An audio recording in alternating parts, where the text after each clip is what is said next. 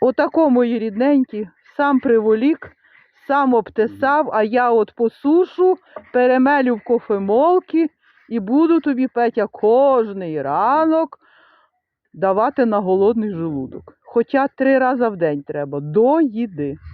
Так що от, дякувати Богу за те, що в мене такий дуже добрий чоловік, особливо на старості.